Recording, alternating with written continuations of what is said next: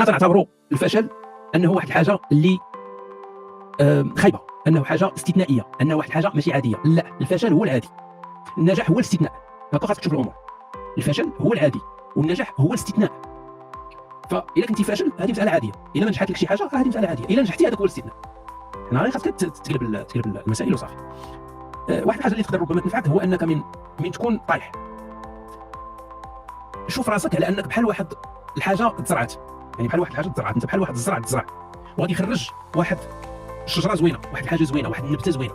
ما تشوفش راسك بانك راك طايح صافي، راك طحتي، راه ما كاين حتى شي امل. لا لا، انت غادي تطلع وتخرج من هذاك الفشل وتخرج منك واحد الحاجه زوينه.